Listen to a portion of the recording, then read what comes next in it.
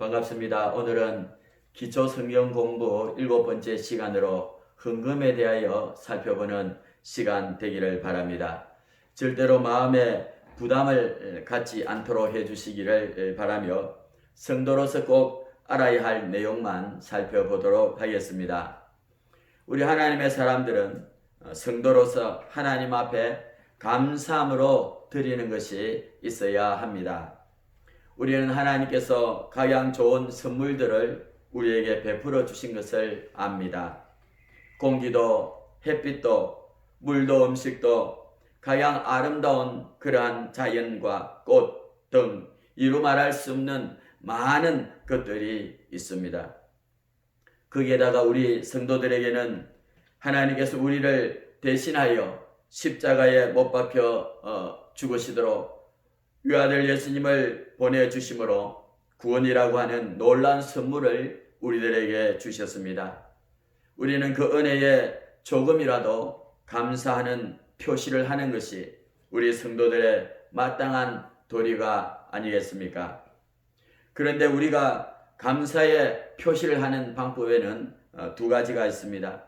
하나님께서 우리에게 주신 재능, 노력, 희생 등으로 우리가 하나님 앞에 감사하는 그러한 방법이 있고, 다른 하나는 우리에게 있는 그러나 결코 우리의 소유가 아닌 그러한 물질 중 일부를 하나님 앞에 드려서 하나님의 나라의 선한 뜻에 쓰여지게 하는 것이 바로 하나님 앞에 감사하는 그러한 표시가 될 것입니다. 여러분, 이 물질은 구약시대에는 하나님께서 짐승이나 그러한 곡식 등으로 받으셨습니다.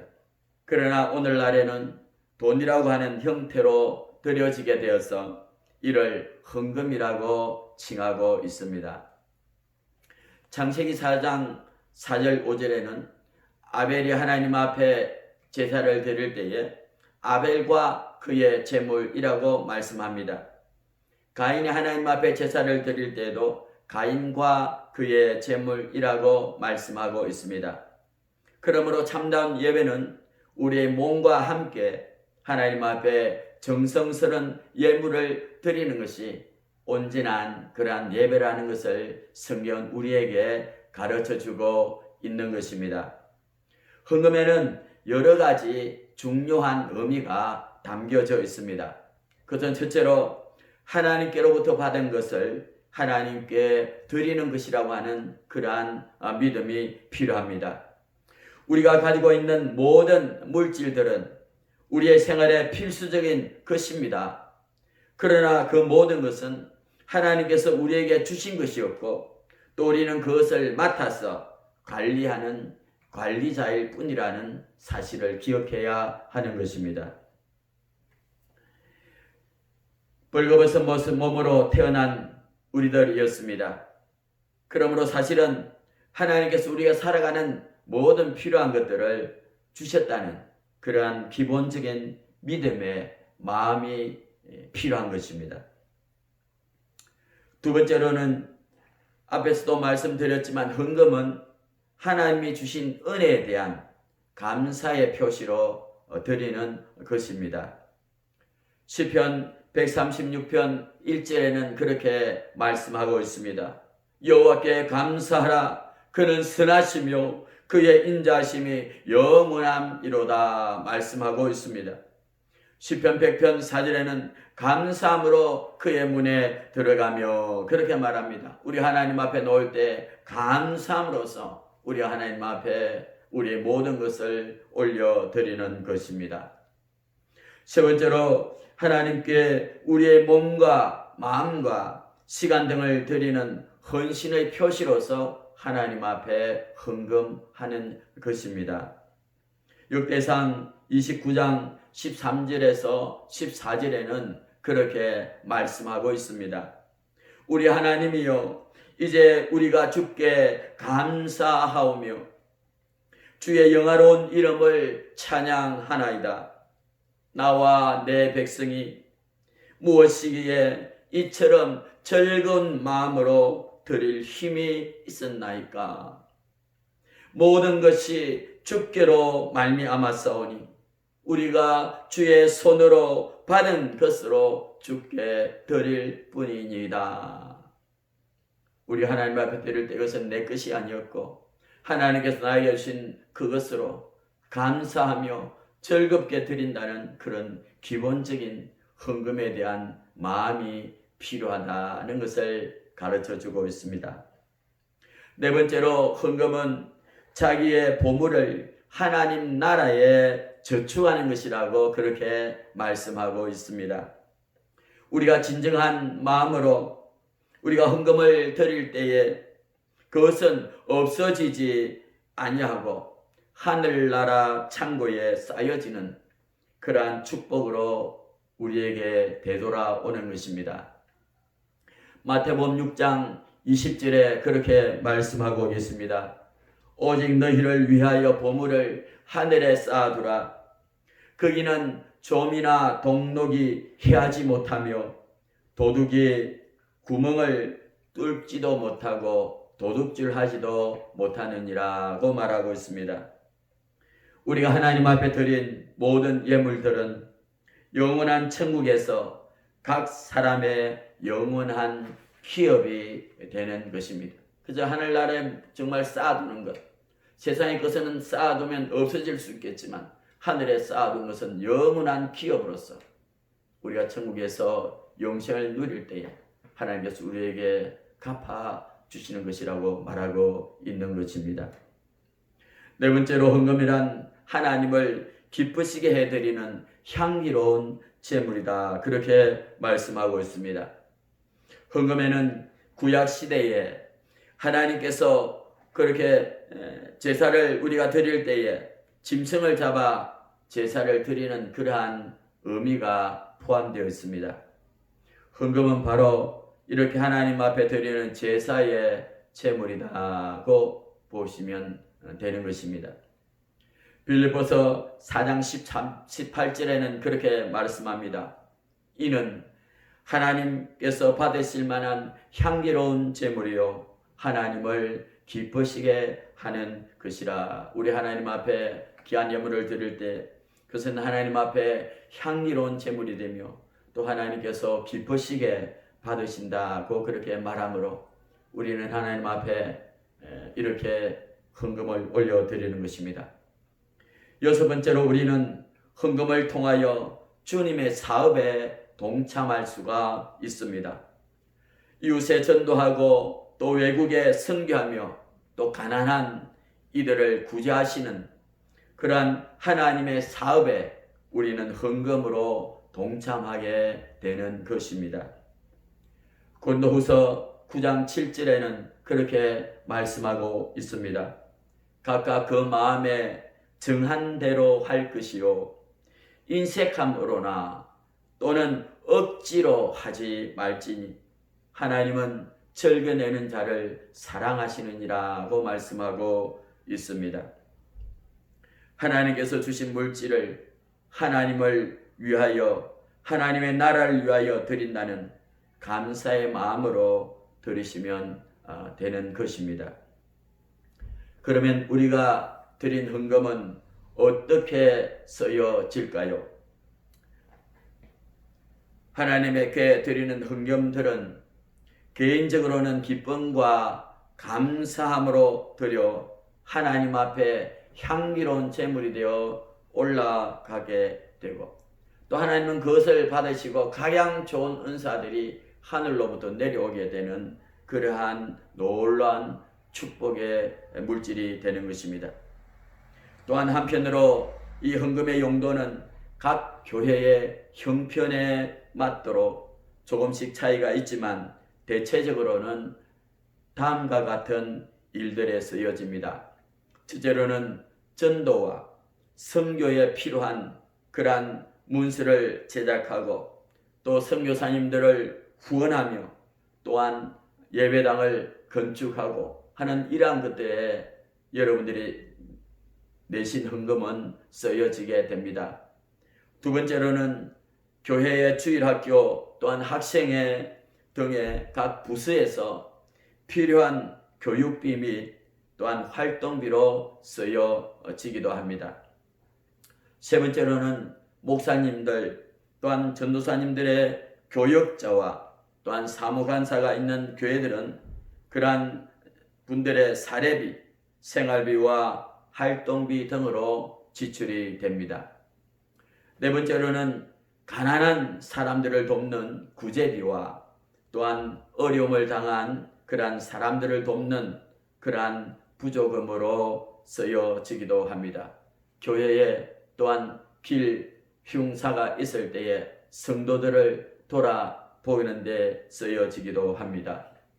다섯 번째로는 교회의 각종 관리비, 또한 수리비, 시설비, 운영비 등으로 쓰여지게 되는 것입니다. 그러므로 헌금은 하나님 나라를 위하여 쓰여지는 거룩한 물질인 것입니다. 그러면 헌금에는 크게 네 가지의 종류가 있습니다.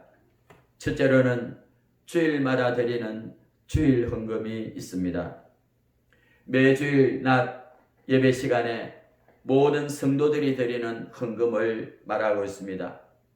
대개 일정한 헌금 액수를 스스로 정해놓고 매주마다 빠짐없이 드리는 것입니다.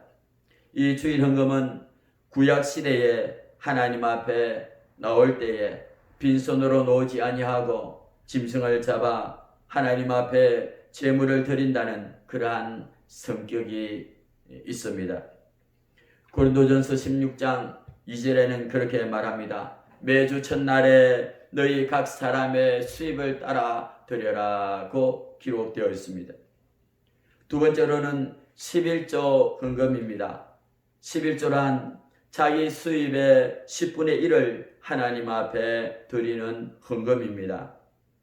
이는 유일하게 하나님께서 헌금하라고 우리에게 명령하신 것으로서 누구의 수입이든지 10분의 1은 하나님의 것이라고 그렇게 하여 성도의 의무로서 정해 놓으셨습니다. 물론 이 11조 헌금도 믿음이 금방 시작한 사람은 믿음이 연약하여 드리기 못할 때도 있습니다. 그러나 믿음이 장성한 사람들은 꼭 하나님 앞에 드리는 그러한 헌신의 예물을 말하고 있습니다. 말라기 3장 10절에는 그렇게 말씀합니다. 만군의 여호와가 이르노라 너희의 온전한 11조를 창고에 들여 나의 집에 양식이 있게 하고 그것으로 나를 시험하여 내가 하늘 문을 열고 너희에게 복을 쌓을 것이 없도록 붙지 아니하나 보라고 그렇게 말씀하셨습니다. 11조는 하늘 문이 열리게 하고 또 우리에게 큰 쌓을 것이 없는 복을 받게 되는 놀라운 그러한 천국의 열쇠이기도 하는 것입니다. 세 번째로는 감사와 절기헌금 등이 있습니다. 우리가 신앙생활을 해가면서 감사할 일이 생겼을 때에 드리는 헌금을 말씀하고 있습니다. 때로는 우리가 영적으로 큰 말씀을 통해서 또한 부흥회를 통해서 큰 은혜를 받았다든지 또한 학습과 세례와 또 직분을 받았을 때에 드리기도 하고 생일 축하 또한 입학, 취직, 이사, 해가, 결혼 등으로 개인적으로 축하할 일이 생기실 때에 드리는 그러한 헌금들이 있습니다. 또한 성탄절과 부활절, 추수감사절 등 각종 절기 때에도 감사 헌금을 드리기도 하는 것입니다. 네 번째로는 선교 및 기타 특별 헌금들이 있습니다. 선교 헌금이란 우리가 직접 가지 못하더라도 땅끝까지 오늘도 보험 들고 나가 있는 그 선교사님들이 하나님의 명령에 순종하여 그 일을 감당하는 그들을 기도와 또한 물질로 후원하고자 할 때에 드리는 헌금입니다. 기타 지역과 시대 앞에 하나님의 뜻을 이루기 위해 드리는 각종 특별한 헌금 등이 있습니다. 그래서 하나님은 이 교회에 드려지는 모든 이러한 헌금들을 통하여 선교를 하고 국내 어른 사람들을 도와보며 또 성도들을 돌아보며 교회의 제반 모든 것들을 운영해 나가면서 이 땅에 하나님의 나라를 위하여 귀하게 쓰임받는 것이 성도들이 드리는 귀한 믿음의 헌금 드린 것입니다. 그래서 우리는 이러한 헌금 생활을 잘하여 하나님을 기쁘시게 하고 또 하나님 나라를 이 세상에 정말 땅 끝까지 증거하는 일에 귀하게 쓰임받을 수가 있을 것입니다. 그러면 우리가 어떻게 하나님 앞에 헌금을 드려야만이 하나님께서 기뻐하실까요? 하나님께서는 우리 성도들의 정성스러운 헌금을 받으시고 유익하게 우리를 해주시는 것입니다. 하나님께서는 우리가 하나님 앞에 진정한 마음으로 하나님 앞에 바치는 그 사람을 더 사랑하기도 합니다. 하나님은 우리가 드린 것에 몇 값절로 다시 갚아주시며 범사에 복을 받게 하시며 넘치도록 채워주시게 되는 것입니다. 그러면 우리는 어떤 자세로서 하나님 앞에 헌금을 드릴 때에 우리는 복받는 믿음의 성도들이 될 수 있을까요? 그것은 우리가 하나님 앞에 예물을 드릴 때에 이 예물은 하나님께서 먼저 나에게 주신 것이다. 다시 말한다면 하나님께로부터 받은 것을 도리어 하나님 앞에 드린다는 겸손한 마음으로 드려야 하나님 기쁘시게 받으십니다. 내가 버린 것을 하나님 앞에 드린 것이 아니라 하나님께 내가 주신 것들 중에 감사하여 주님 앞에 드린다는 그런 마음으로 드릴 때에 그 겸손한 마음을 하나님께서 예물과 함께 받아주시는 것입니다. 두 번째로는 우리가 하나님의 은혜에 보답하는 그러한 감사하는 마음으로 하나님 앞에 드릴 때 또한 기쁘게 드려야 하는 것입니다. 세 번째로는 미리 준비한 것으로 하나님 앞에 드려야 합니다. 깨끗한 것으로 마련했다가 미리 봉투에 넣어 헌금 시간에 드리는 것이 좋습니다. 네 번째로 헌금은 각자 마음에 정한 대로 하며 또한 남이 내니까 나도 내는 식으로 하지 말아야 할 것입니다. 내 개인이 하나님 앞에 감사함으로 그렇게 기쁘게 드려야 될 것입니다. 하나님이 주신 형편을 따라 적당한 금액을 하나님 앞에 드리되 그 힘 닿는 대로 헌금해야 할 것입니다. 하나님은 액수에 많고 적음을 보시지 아니하십니다.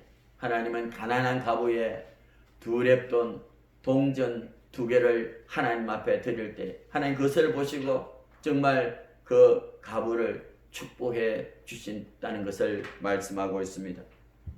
또한 모든 헌금은 반드시 그 마음이 허락될 때만 해야 하는 것입니다. 왜냐하면 억지로 하는 헌금은 하나님께서 받지 아니하시는 것입니다.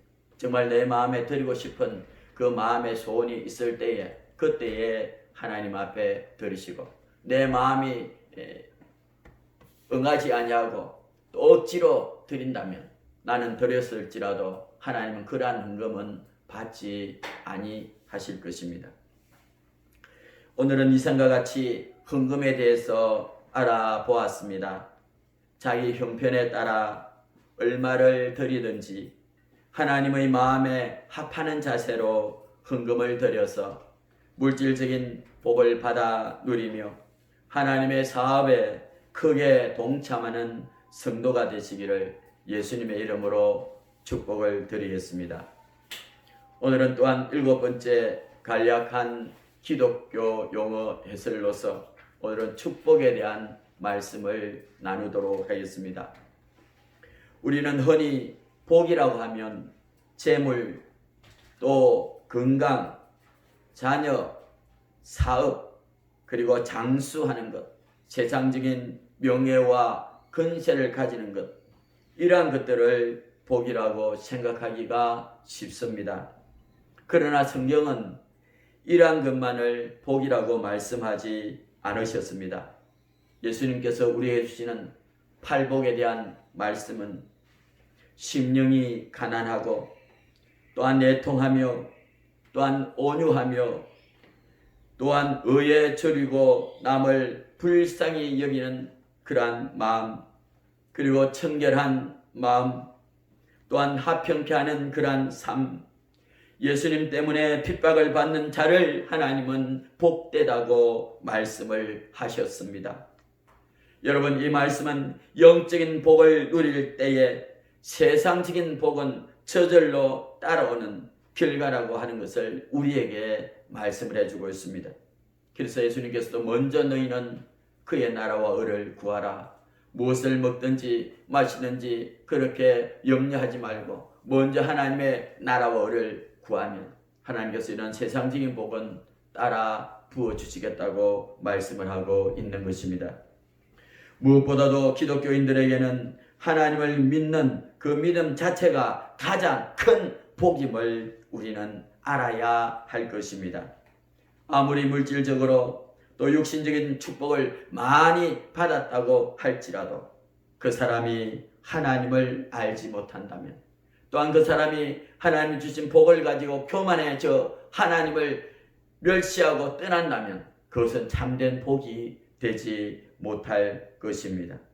사랑하는 여러분, 우리가 하나님을 알지 못한다면 세상의 모든 것은 아무런 소용이 없으며 오히려 우리의 가진 그것이 구원받는데 큰 장애만 될 뿐이기 때문입니다. 평생을 하나님을 믿고 살다가 이 땅을 떠나면 천국에 들어가는 것이 가장 큰 축복이라고 성경은 우리에게 말씀해 주고 있는 것입니다. 오늘은 이렇게 기초 성경 공부 7번째 시간을 마치겠습니다. 늘 주님 안에서 승리하시기를 간절히 기도드리겠습니다. 감사합니다.